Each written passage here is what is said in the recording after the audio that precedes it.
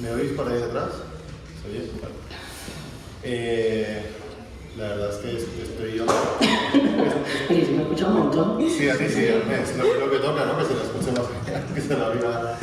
Bueno, a ver, yo también estoy un poco nervioso porque de pronto pensábamos que no iba a venir nadie, ¿no? Pero veíamos esto vacío hace 20 minutos y decimos, pues aquí en Comandeta nos tomamos una cerveza, hablamos de la vida y tal, pero resulta que habéis venido muchos y muchas. Y yo estaba seguro de ello, que había un momento de incertidumbre, porque el libro lo merece, sobre todo. Lo merece la autora, lo merece el libro, lo merece el esfuerzo también. Es un libro muy singular, muy necesario. Y está escrito aquí, Lucy tiene la solapa, toda la descripción de lo que ha hecho, lo que es y por lo que seguramente la conocéis, pero justo porque la conoceréis, pues yo no la voy a describir, digamos, como lo pone aquí. Yo la voy a escribir con una persona con la cual yo empecé a hablar de libros, cada vez hablaba más, empezamos a conectar con el tema de la naturaleza, con el tema de muchos de estos libros que aparecen en este libro y sobre todo, bueno, un día te llevaste una chapa espectacular que yo iba ahí y nos pasábamos unas cuantas horas, perdiste ventas, yo creo que por mi culpa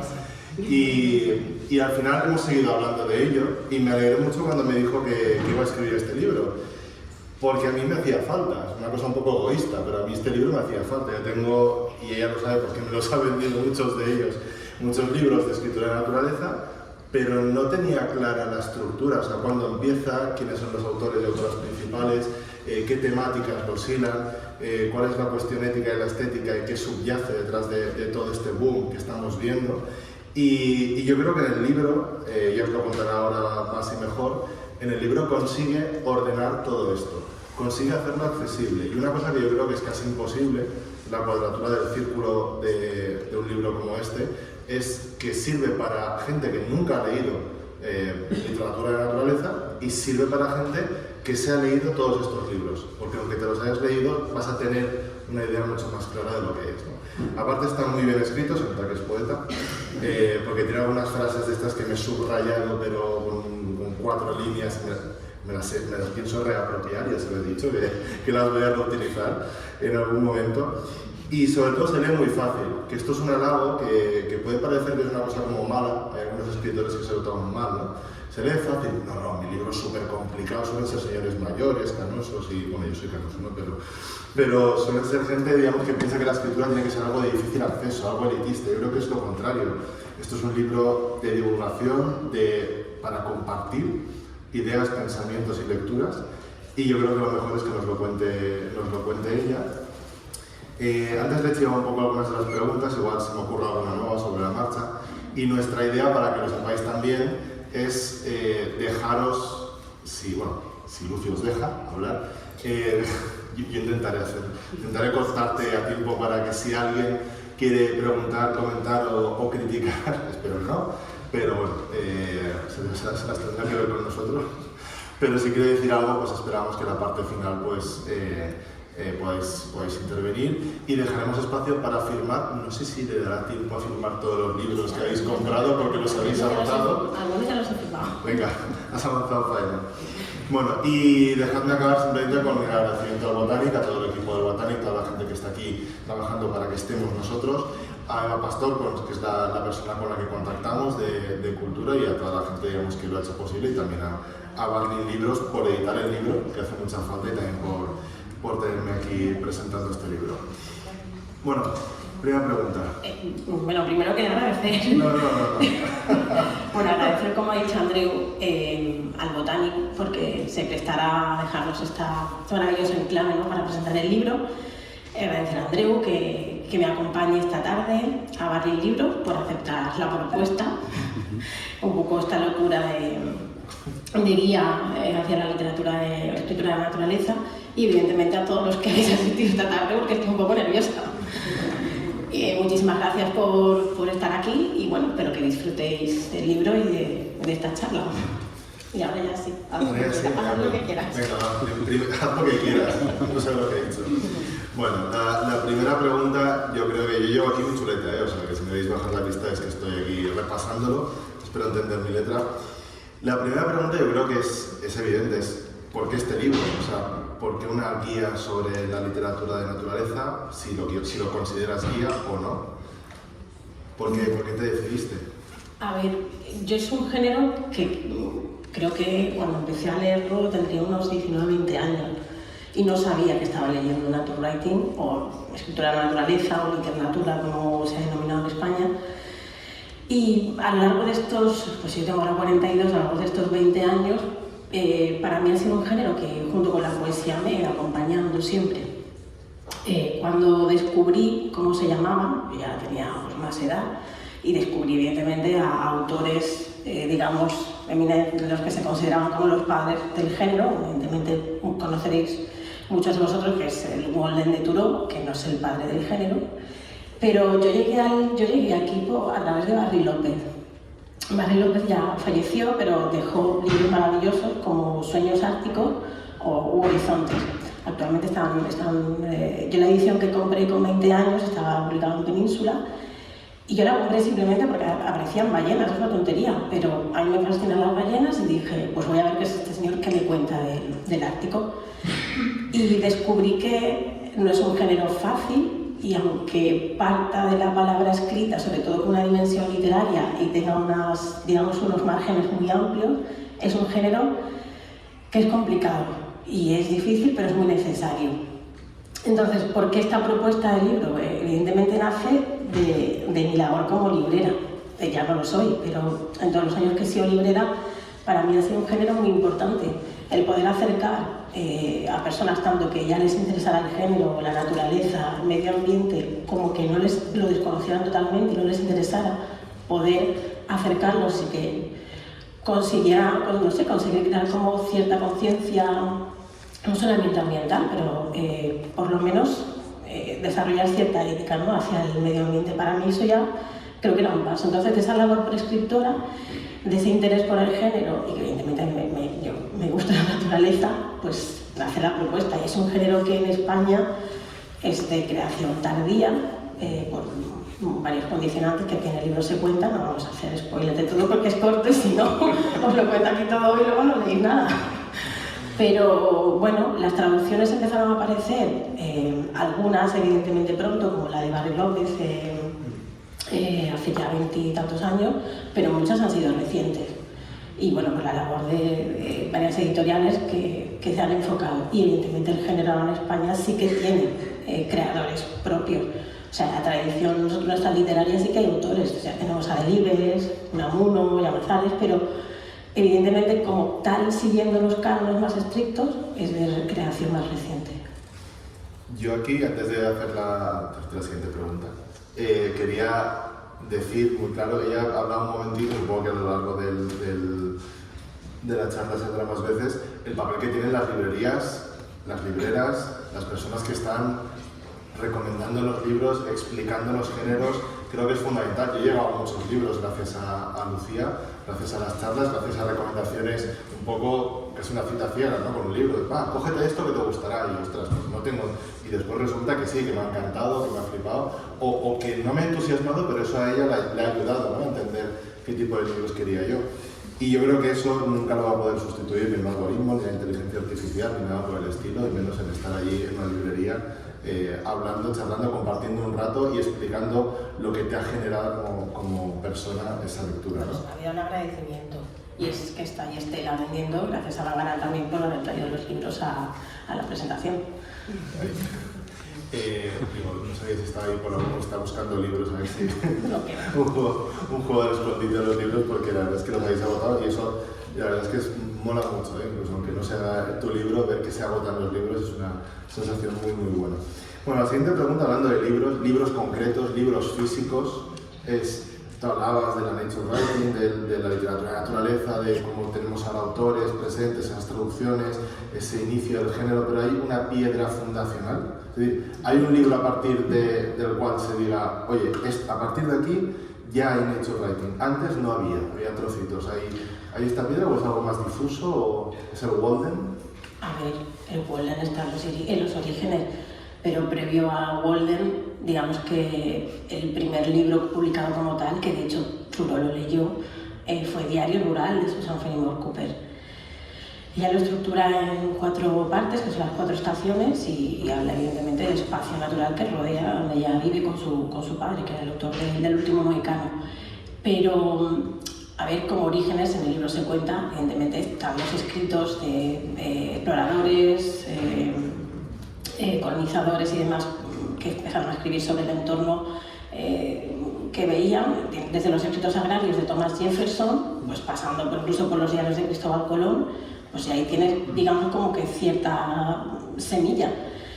Pero si yo tuviera que decir uno, sería evidentemente como publicado y como tal, que se ajusta más al género, evidentemente Susan Fenimore Cooper, y a partir de ahí tienes pues desde Emerson, Thoreau, luego ya vas avanzando y tienes otros representantes evidentemente bastante importantes y significativos, como por ejemplo Sonja Muir, Burroughs, pero un montón de autoras, ornitólogas como Isabel Haber, Celia Taxter, hay un montón. Pero si yo tuviese que quedarme con un libro, evidentemente con el de Susan, pero si tuviese que recomendar un libro, digamos, ¿por el cuál empezarías? Yo empezaría por El sentido del asombro de Rachel Carson, que como tal, ella, digamos que, evidentemente, parte de sus libros no son solo literatura de naturaleza, hay una parte científica bastante importante, pero creo que El sentido del asombro como tal es el que más se acerca y yo creo que sería base y pilar fundamental para quien desee iniciarse, porque yo creo que ella sienta ahí uno de los principales pilares, que es la necesidad de asombro.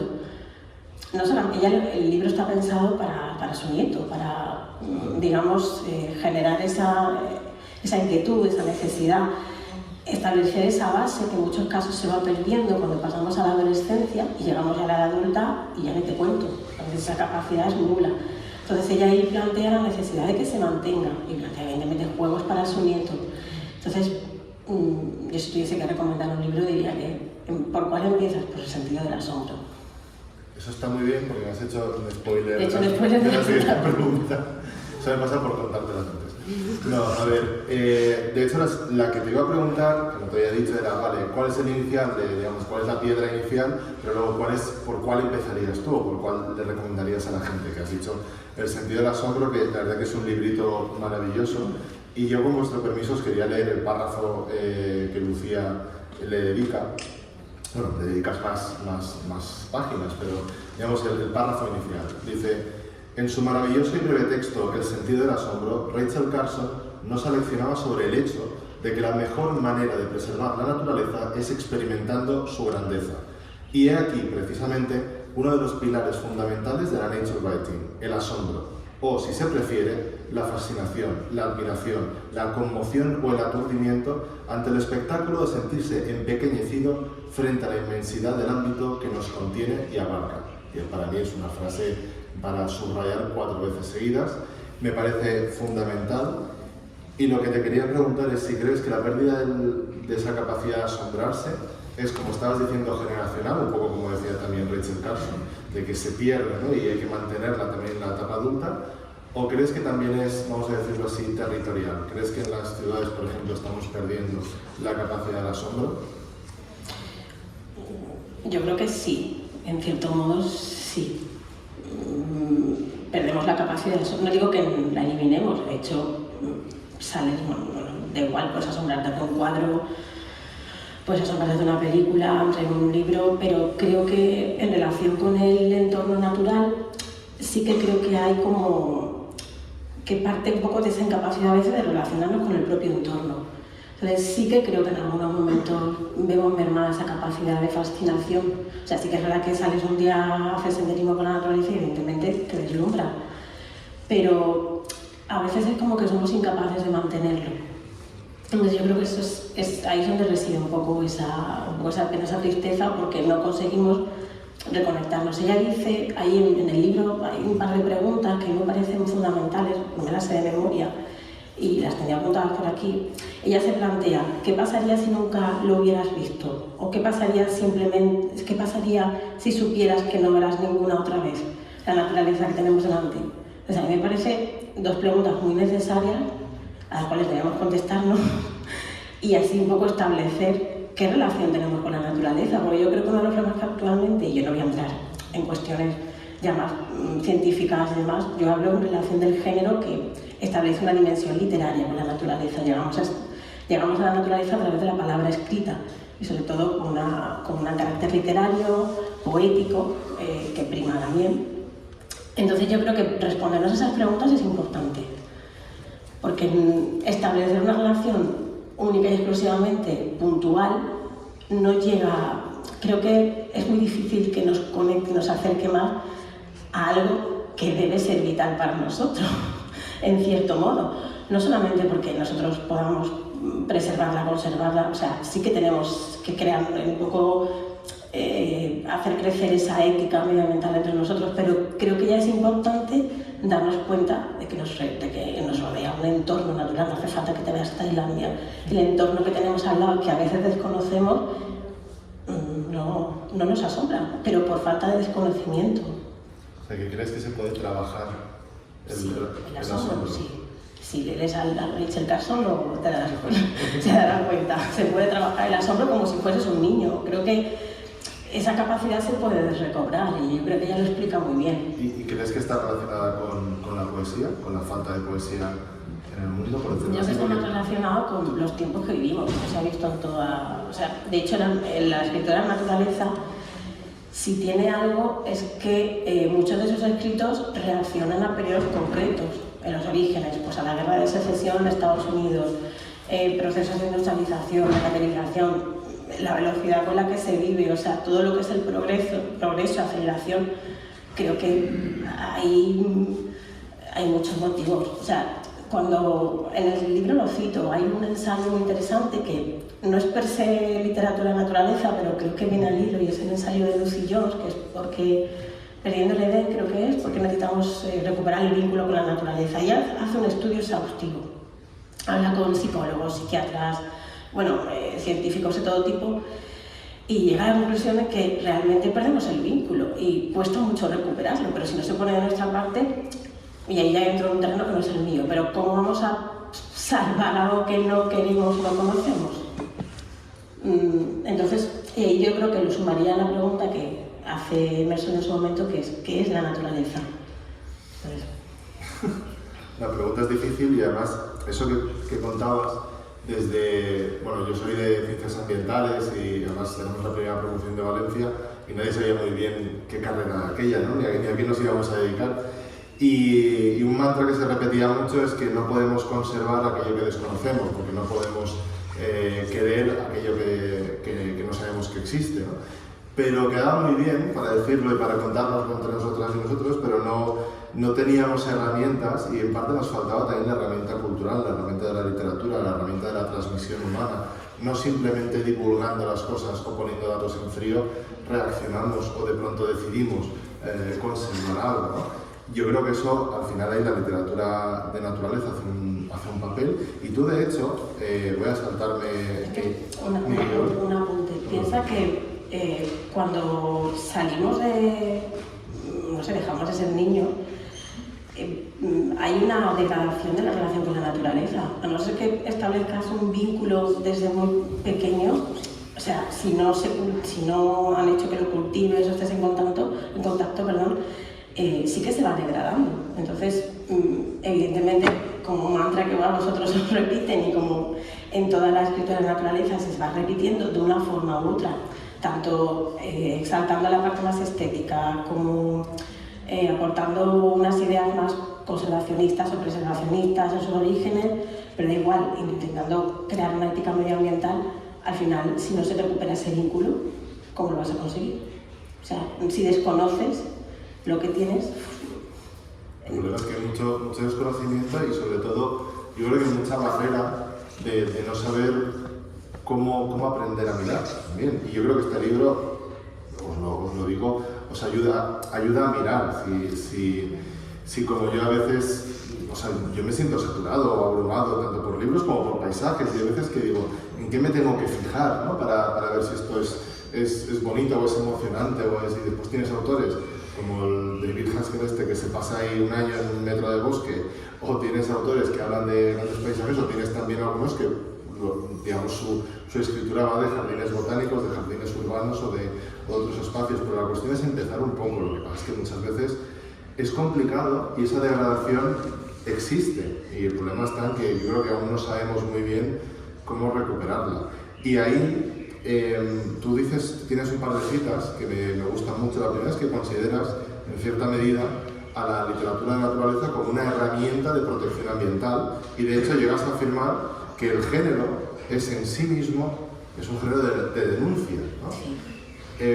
¿Tú crees que aunque el autor o autora no tenga esa intención, por el hecho de estar escribiendo nature writing, literatura de naturaleza, ya es una denuncia, ya es un acto, digamos, casi de activismo a favor de la naturaleza?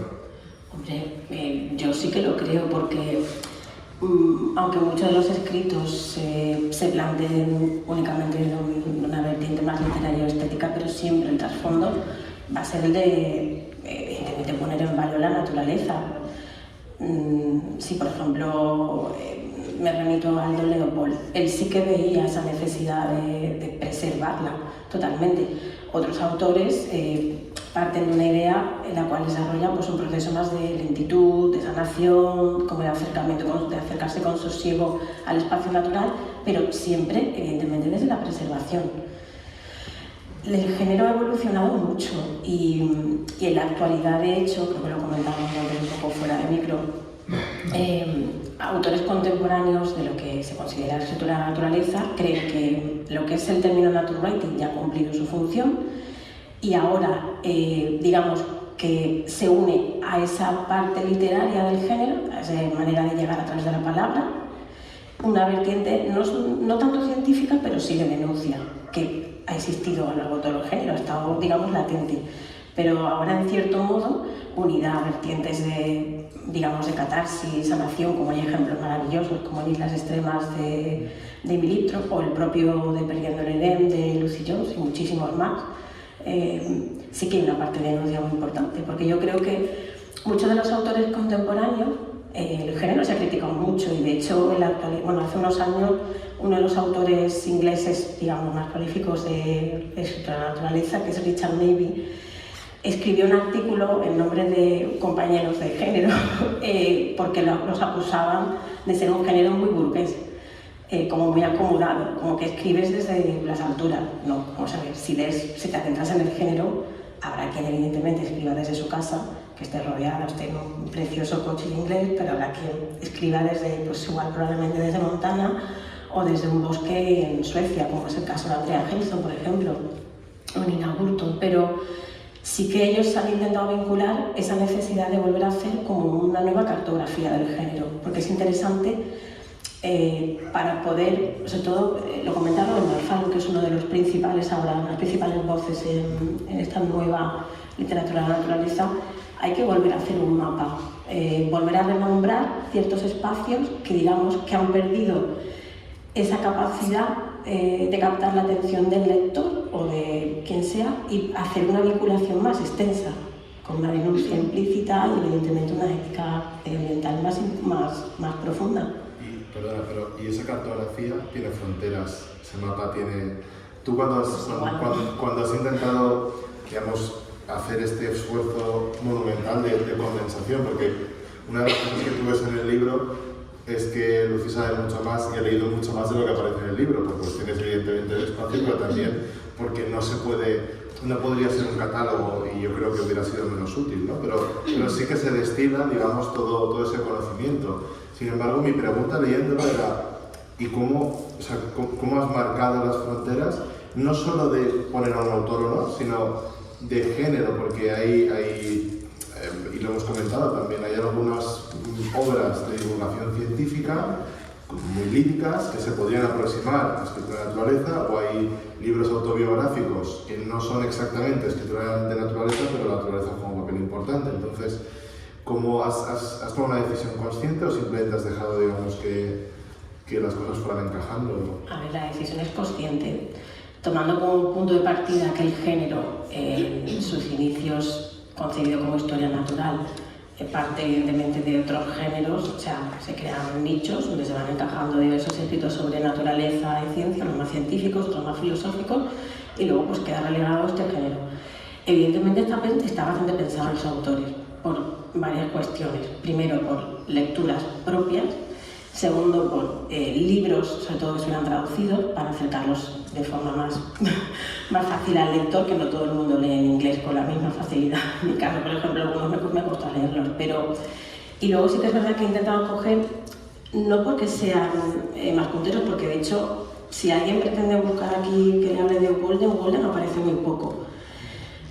Yo sí que tenía intención de mostrar otros autores que ya estaban publicados y sus libros han tenido mucho recorrido en la traducción en España, pero sí que me interesaba ofrecer otras visiones diferentes a lo que se conoce como el género, que cuando lo mencionas lo primero que te viene a la cabeza evidentemente es duro, que para mí tiene mucha más importancia, me parece mucho más interesante su vertiente filosófica de desobediencia civil que los 8 meses que pasó en el bosque, que todo está bien, pero que creo que hay otros libros que de hecho para mí creo que a mí me han aportado mucho más.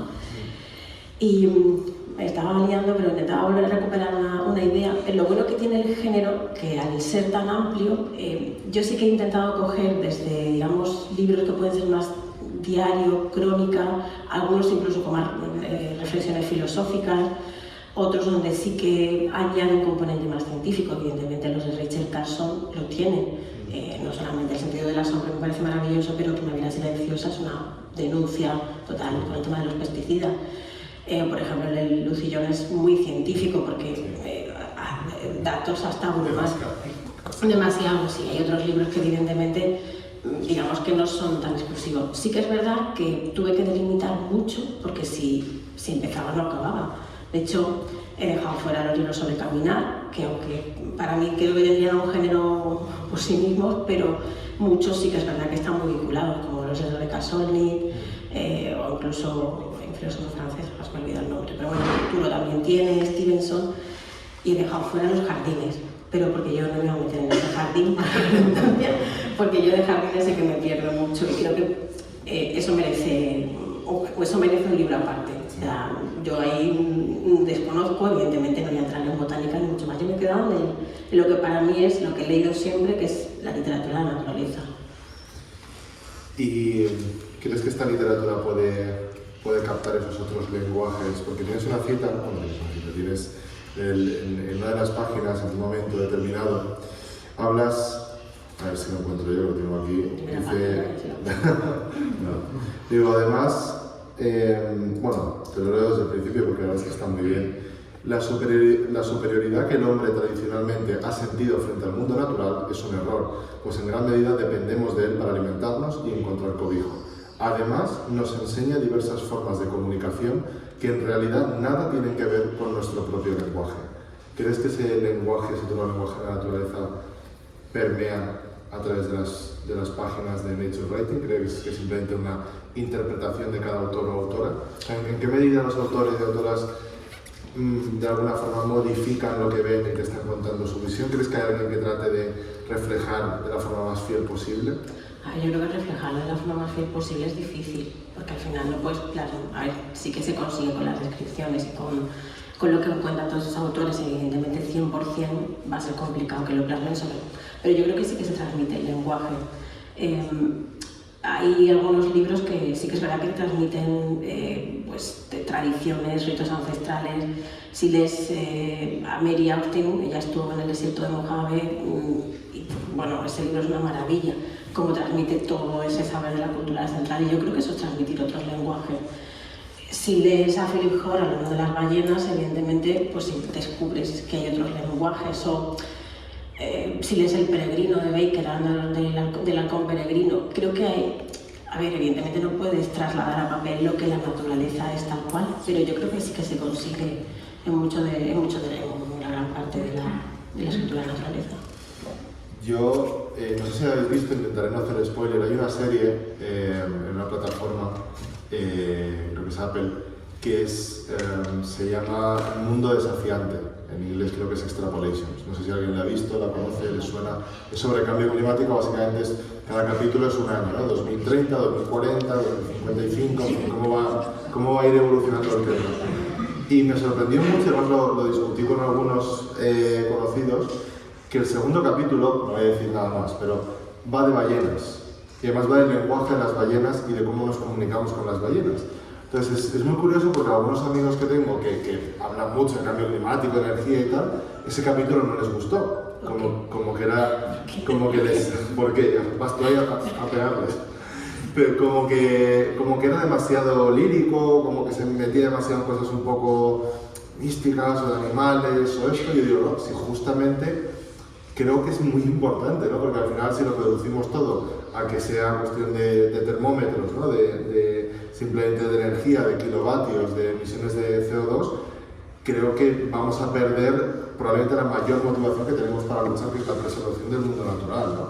Y ahí creo que el libro de Lucía es un antídoto fenomenal contra el túnel de carbono, contra esta forma de ver la realidad únicamente a través de las emisiones de carbono, contra esta forma de ver la realidad como algo cuadriculado, cuantificado, mecanizado, y digamos que lo que únicamente importa es pues, los kilovatios, las emisiones, no hay mucho más, y creo que es un punto maravilloso para iniciarse y para pensarlo.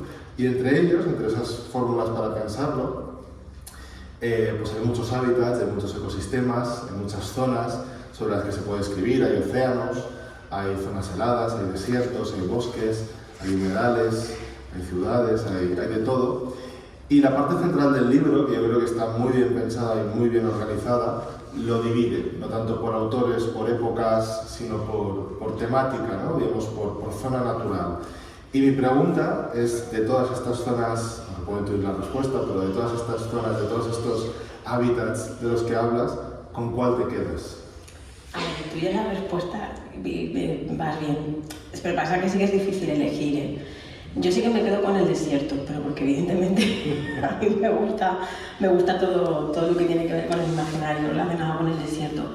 Pero bueno, me quedaría también con los océanos, evidentemente. Pero sí, si me tengo que elegir uno, me quedaría con el desierto. De hecho, creo que de los primeros libros, ya cuando fui un poco consciente de que estaba leyendo ese género, eran los de Edward Abbey, que son relacionados todos con el tema del desierto. Sí que es verdad que esa parte central para mí era primordial, porque creo que está vinculado con lo que te decía antes, un poco de esa cartografía, ¿no? Un poco de esa manera de trazar un nuevo mapa. Y sí que es verdad que ahí en todo momento tenía presente una pequeña frase de Ron O'Nafana que decía que cada descripción es un mapa. Y para mí era muy importante que quedara bien claro esa idea, porque una de las maneras de aproximarnos, de hecho, y de forma de lo más sencilla, es ¿qué tenemos delante? Pues está el desierto, están los océanos, están los bosques, da igual, están las llanuras, tienes el mundo animal. Yo el mundo animal iba a entrar porque ya eran cuestiones más científicas, las cuales desconozco, pero sí que creo que es importante un poco llegar a esa idea de trazar un nuevo mapa, para ubicarnos nosotros no solo como lectores, sino como habitantes de este planeta, que parece que a veces olvidamos que hay vida más allá de las ciudades, por supuesto. Entonces, y que somos conscientes que hay bosques, que hay montañas, que hay desiertos, están los océanos, pero parece que a veces se nos olvida. Entonces yo creo que es una manera de resistir, ¿no?, ante estos tiempos que están llegando, que ya han llegado y que hasta que pasan. Sobre tu elección del desierto, el desierto es un espacio duro, o sea, es un espacio difícil. Y hoy quería preguntarte, porque hay una cosa que hasta que no la leí, no, o sea, es como, bueno, evidente no, ni mucho menos, pero como dices, ostras, es verdad. Hablas de que en el prólogo de un libro de Barry López, justamente, Robert McFarlane escribe que los espacios salvajes no son terapéuticos ni reconfortantes, son engañosos y el aprendizaje resulta duro. Y tenemos esta imagen incluso de hoy, me voy a la cabaña, el bosque, todo bonito, los pájaros, describo la belleza, y de pronto lo sueltas aquí, en el último tercio del libro, esta cita que nos dice que esto es duro, que esto es difícil, que no hay que romantizarlo, ni esto es una película de Disney. Hombre, no es incompatible. La parte estética está, el deslumbramiento ante lo que nos han acostumbrado a transitar está, pero sí, Barry López ya lo decía, o sea, el componente estético evidentemente es el inicio, pero tiene que acabar en lo ético. Si no acaba en lo ético, mal vamos. Entonces, en el prólogo a los sueños árticos, que yo creo que ya el prólogo por sí es necesario, igual que el libro, McFarlane toma esas palabras de Barry López y yo creo que es real, o sea, y es, digamos, dónde se están estableciendo ahora esos escritores que hablan de la naturaleza. Tiene que persistir la parte poética, la parte estética, la parte de la belleza que hay en el mundo natural, pero evidentemente tiene que acabar transitando hacia una parte ética, porque si no, no tiene mucho sentido que se escriba. Y evidentemente no es fácil, yo no vivo en una cabaña, pero entiendo cuando has leído que la vida no es nada fácil. Cuando lees un libro de Andrea Gelson, que es, no sé si sabes, que confunde el nombre, es Mi vida en los bosques, un año en los bosques, una cabaña. Ella se va allí porque está harta de la ciudad, está harta del progreso, del tipo de vida, se va con su familia, pero cuenta también las penurias y lo difícil que es la vida en el campo. Sin ir más lejos, se puede leer en Miradela de Beatriz Montañer, que es un libro precioso, donde con dureza y mucha poética, porque de hecho es un libro muy poético, combina muy bien lo que sería el género tal cual, el canon, combina la poética con la descripción, el acercamiento a lo natural, que para ella es totalmente ajeno, y con una vida muy dura. O sea, llega a una casa donde no tiene luz, no tiene agua, no tiene nada, a veces tiene arañas, come unas hierbas que está 3 días mala vomitando.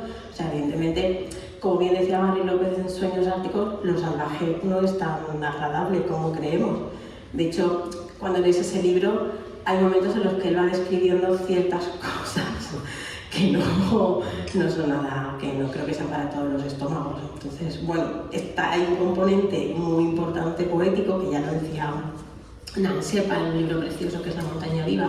Ella se pasó toda su vida subiendo en las mismas montañas de los Carcon en Escocia, y fue el único libro que, bueno, de hecho no lo publicó ni en vida, lo publicaron después, y para ella era muy importante esa parte poética, pero no deja de estar la dureza de subir cada día a la montaña. Yo, bueno, ahí me acordé en ese momento hay un libro que es Los viejos creyentes, de Vasily Peskov, que creo que es de Impedimenta, que es básicamente una exploración rusa de geólogos soviética, que descubren a una familia que está viviendo en la nada en Siberia, a más de no sé cuántos kilómetros de cualquier otra, pueblecito, y lo cuenta muy fino, en un estilo muy de reportaje, ¿no? Y la verdad es que en ese momento dije, ostras, esto, o sea, contado así, es decir, no contado desde fuera, es evidente que hay veces que lo romantizamos o pensamos en esa parte, ¿no? Casi más emocional, más de introspección, pero está muy bien ese apunte y sobre todo creo que la panorámica que da, y has cogido el desierto, y os digo yo que la parte del bosque también es fenomenal, el bosque como frontera, como límite. Creo que además el bosque está muy presente. El desierto es como una amenaza en nuestra sociedad y el bosque es casi como una pérdida, ahora que tenemos la situación climática que tenemos, ¿no? Pero yo quiero acabar mis preguntas como tú acabas el libro. Acabas con mujeres. Sí. Y además acabas con una frase que me parece fenomenal y además creo que resumes a la perfección esa diferencia que seguramente no es generalizable a todas las autoras y todos los autores, pero creo que muestra una diferencia muy clara, ¿no? Y dice Lucía: la mentalidad conquistadora y heroica de los primeros escritores de naturaleza no se encuentra en los textos femeninos fundacionales. La de ellas comenzó siendo una escritura abrazada a la humildad, que las mantenía atentas y pacientes en espera de lo normal, lo sublime, para observarlo y posteriormente dejarlo plasmado. Esa diferencia que vemos y que hablas de los textos fundacionales, ¿se sigue viendo hoy en día? ¿La diferencia entre escritoras y escritores? No, yo creo que se ha cambiado. O sea, la diferencia entre los primeros textos fundacionales, de exploradores, donde sí que hay evidentemente una conexión, sobre todo si hablamos de un género que es eminentemente anglosajón, pero sobre todo son nacimientos en Estados Unidos. Hay una parte evidentemente relacionada con esa conquista, no solo del oeste, sino de tierras vírgenes, que se puede seguir dando. Pero creo que cuando la mujer llega al género, lo aborda de otra manera. De hecho, si comparas muchas lecturas con anteriores autores del género, hay una gran diferencia. No digo que en todos, porque por ejemplo, si tú lees al Lepo o en Del Verdi, o incluso tienes Invierno de Nick Bass, evidentemente hay un tratamiento similar en muchos temas. Pero creo que sí que es verdad que lees a Andila, hay una parte mística muy importante. Llega también ella llega a través de la enfermedad al arroyo de Tinker Creek. Su juventud también decide dejar la ciudad y se va y cultiva abejas y la pasa unas penurias horribles, pero digamos que hay un acercamiento más desde la humildad y una forma diferente de tratar la naturaleza, y yo creo que eso es importante y es palpable. Pues yo te haría una última pregunta, que es ¿cuál es el futuro del género? Y creo que... Pues creo que está en plena erosión. Yo creo que está... Bueno, si es un género... Yo creo que no, pero lo tienes que decir tú. Yo creo que sí, y sigue. Y de hecho creo que seguirán saliendo muchos más textos relacionados con... Porque creo que por una parte se está despertando una conciencia ambiental que hace que se llegue a través de esta dimensión más literaria al género, y sobre todo en España, que digamos que ha tenido un despertar mucho más tardío. Y hay hemos conseguido cambiar esa imagen que teníamos de la tierra un poco heredada de todo ese periodo de posguerra, guerra civil, donde siempre se ha considerado, por ejemplo, lo rural como algo triste y miserable. Entonces, yo sí que creo que se va a seguir leyendo, ampliando los géneros y los límites probablemente, pero espero que siga, porque si es una manera de despertar conciencias, pues oye, eso que hemos ganado. Pues la mejor manera de despertar no solo conciencia, sino las ganas de leer. Ya os digo yo que después de leer este libro, eso sí, ir con cuidado porque empezaréis a ir a librerías a recomendar. Pero eso es bueno, o sea, a pedir un montón de libros. No, sí, bueno es, pero la verdad es que a mí me entra un poco de ansiedad lectora con todo lo que dice. Incluso hay libros que ya me los he leído y tengo ganas de volver a leerlos, lo cual yo creo que es el mejor halago, es que alguien hable de un libro que te has leído y quieras volver a leerlo, ¿no? El libro está muy bien escrito, se lee muy rápido, os entrarán ganas de revisitarlo cada 2 por 3 para decir, oye, a ver esta cita, a ver lo que decía, o a ver este autor o autora. Yo creo que todos nos podemos quedar seguro con algún espacio, con algún autor, con alguna época, pero sobre todo con la escritura de Lucía, que os invito, yo ya sé que tenéis el libro porque se ha agotado, o sea que no hace falta que os diga, bueno, ahí tenéis el libro, tenéis que ir a comprarlo.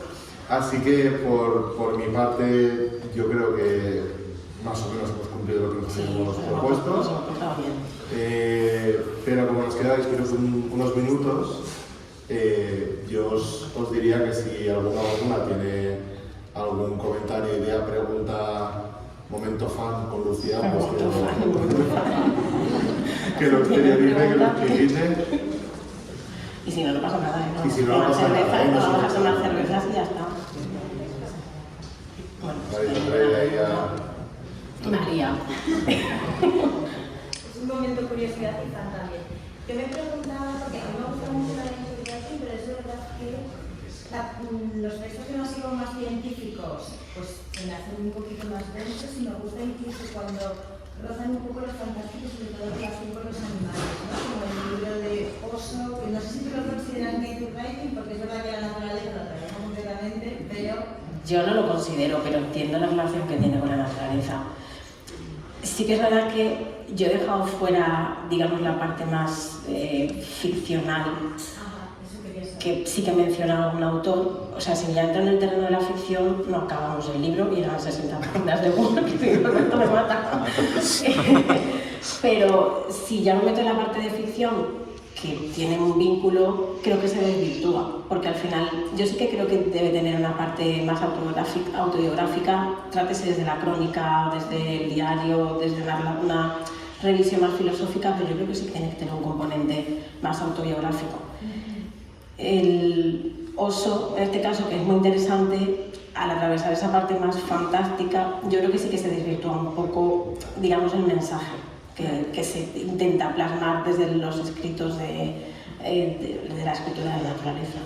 Y en cuanto a los animales, ¿has tenido también en cuenta como en alguna sección, como la vinculación, o sea, ya no con la flora, la fauna, etcétera, sino como con el mundo animal? A ver, el mundo animal aparece muy brevemente porque yo ahí sí que consideraba que era meterme en un jardín bastante grande, del cual no iba a salir bien parada porque yo no soy bióloga ni soy... sí que aparecen evidentemente mencionados al hablar de los océanos sí que se hace mención, hago mención a Philip Horton, le metamos la ballena, menciono evidentemente a los Darrell, aparece el H. de Halcón, dice el McDonald, El peregrino, aparece un libro precioso que yo sí que, mira, antes decías qué libro recomendaría, pues creo que ese libro es muy desconocido, o sea, yo creo que pasó bastante inadvertido, que es El círculo de agua clara, que el autor Ramin Maxwell adopta una nutria que se trae de Irak, está con ella en la temporada, y es un libro muy interesante luego para las paternidades, que es muy curioso, porque, claro, establece una relación con la nutria como de padre e hija, y es un libro bellísimo, que desde aquí, yo vamos, a todos os digo que lo leáis ya. Pero no quería meterme mucho en el tema de los animales porque ahí creo que ya hay muchos libros sobre lobos, tienes el lenguaje de las aves, pero para mí sí que tiene una parte más científica de la cual yo evidentemente no soy experta. Ya está, nada, sí. De todas formas, si me dejáis contradecir un poco a Lucía. Bueno, sí, tú contradices lo que quieras. Que no lo trata exhaustivamente, pero tiene un párrafo maravilloso sobre la relación con los animales, que yo me lo he puesto ahí también subrayado 4 veces, que dice, además, los que la conozcáis ya sabéis por qué lo dice, ¿no? Pero digo, cuando compartes tu vida con un animal, se establece una mirada que difiere de la meramente humana. Son infinitos los libros que tratan de alcanzar, desde la empatía, la comprensión de esta perspectiva ajena, su forma de sentir y vivir la tierra. Resulta vital tener siempre presente nuestros vínculos con lo no humano. Solo así podremos palpar la insignificancia plena que nos hará comprender que formamos parte de un todo indivisible y eterno. Y yo creo que ahí es mucho mejor que nos hubiera hablado con mirada más científica o más sobre muchos animales, porque creo que lo resumes a la perfección, esa necesidad de mirar el mundo animal con otros ojos y sobre todo de tener esa mirada no humana siempre presente.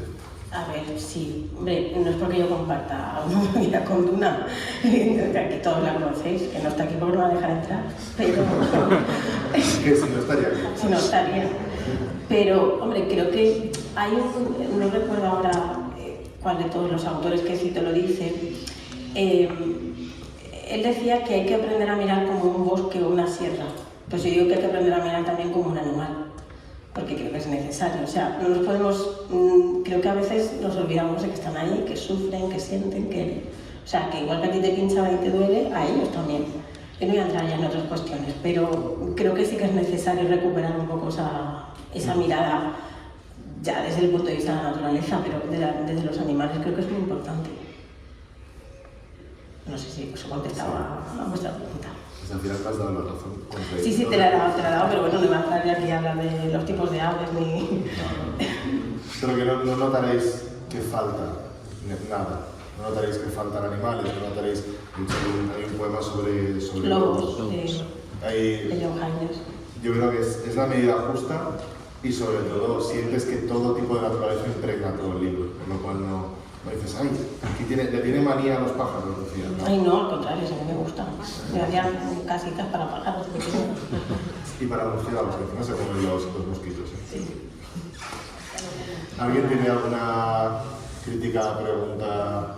Y si no, que se lo lean y si les gusta una segunda parte, ya está. Exacto. Eso es por aclamación popular. la segunda parte. Si gustó la segunda, dice que no. No, le he dicho que no, Bueno, pues entonces yo creo que te toca hacer estiramientos de mano y de dedos para firmar. Supongo que ahí estarás más cómoda. Sí, pues está bien. Así que nada, muchas gracias a todas y todos por Gracias a ti. venir, ¿no? Para que sea un placer. Yo he aprendido muchísimo leyéndolo, me lo he pasado muy bien aquí. Estaba un poco nervioso, pero a todos y a todas, digo, como la guía frente a tus amigos, a toda la gente que conoces, voy a salir de aquí apedreado. Pero bueno, ha sido muy chulo y sobre todo es un libro que lo mejor de todo es que da pie a hablar, da pie a conversar, a mirar la naturaleza y a redescubrir esa capacidad de asombro que yo creo que tanta falta nos hace y por la que tú tanto has trabajado y nos has enseñado desde la literatura. Así que gracias por escribirlo, por estar aquí y que haya, no sé si segunda parte, tercera, cuarta, quinta edición, otro libro, lo que haga falta, pero que sigas escribiendo sobre esto. Y que la gente lo lea. Bueno.